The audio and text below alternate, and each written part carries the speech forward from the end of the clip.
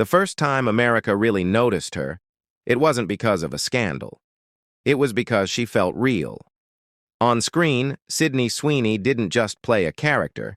She exposed something raw that many people were uncomfortable seeing. Her role in Euphoria wasn't glamorous pain. It was messy, desperate, and human. And that honesty is what made audiences fall in love with her and quietly begin to judge her. Fame arrived fast. Interviews, covers, brand deals. When the American Eagle campaign dropped, it looked like the American dream in motion, a young woman rewarded for hard work. But somewhere between the billboards and the comments section, admiration curdled into suspicion. People started asking questions that were never really about advertising. They were about permission, about whether a woman who shows vulnerability on screen is allowed to succeed off it. On set, the lights were unforgiving. Every emotional scene demanded something personal. Tears weren't decorative. They were extracted. Sydney gave them willingly, believing the story mattered. But outside the studio walls, a different narrative was forming. Viewers blurred the line between actress and character. Pain became expectation. Suffering became proof of authenticity. There's a strange rule in American pop culture that no one admits out loud. If a woman rises too fast, something must humble her. If she profits, she must also pay. The role didn't feel like punishment when she accepted it, but the way people talked about it later did. As if the darkness of the character balanced the brightness of her success. As if pain was the fee for being seen. Late nights alone, she replayed scenes in her head, wondering when performance turned into projection. She hadn't done anything wrong. She told a story truthfully. Yet the country, watching from couches and phones, decided meaning for her. That's the quiet cruelty of fame in America. It applauds you loudly, then tests how much weight you can carry without breaking. The longer she stayed in the spotlight, the more complicated the silence around her became. Sydney Sweeney learned that in America, attention isn't steady. It swells and snaps. One week she was praised for bravery. The next she was reduced to hot takes and half-read opinions. People spoke about her as if she were a case study, not a person who still had to wake up early, memorize lines, and show up even when doubt sat heavy in her chest. On the set of Euphoria, the work only got harder. The scenes went deeper, closer to the bone. There was no hiding behind clever dialogue or dramatic music. Everything depended on her face, her breath, the way pain flickered and stayed.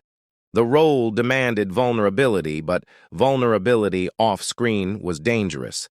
Every emotion she showed publicly risked being misread, repackaged, or used against her. She noticed how conversations changed. People didn't ask about craft anymore.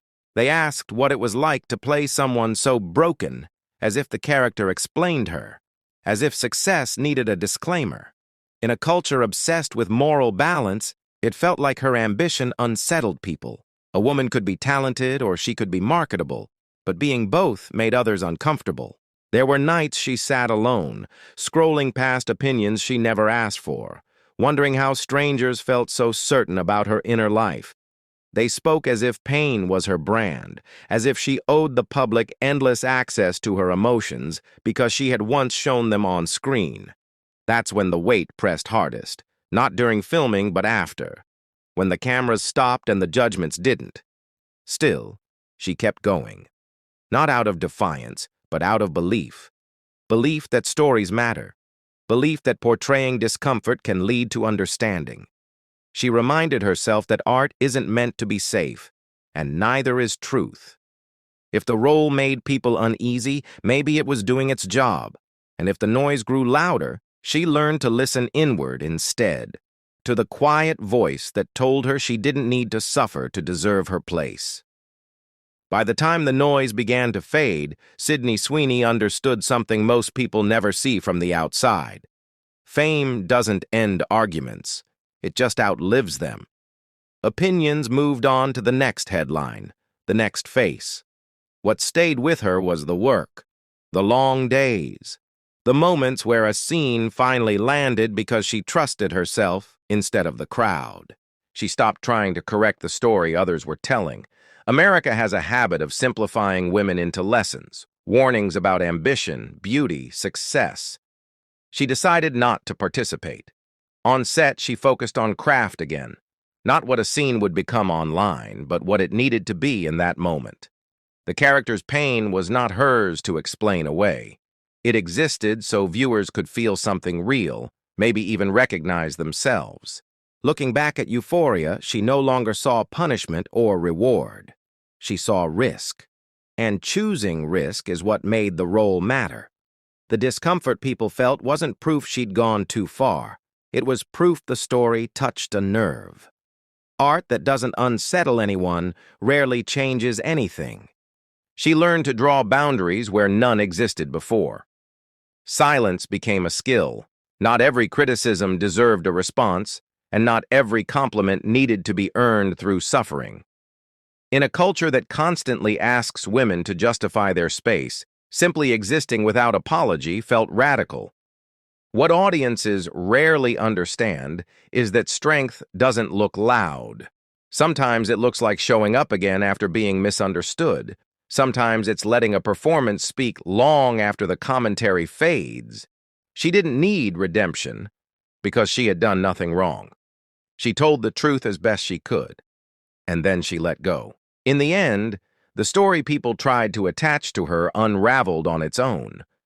Careers built on authenticity tend to do that. What remained was a young woman still working, still learning, still choosing roles that asked something of her. Not to prove worth, not to balance success with pain, but because telling honest stories, even uncomfortable ones, is the reason she started in the first place.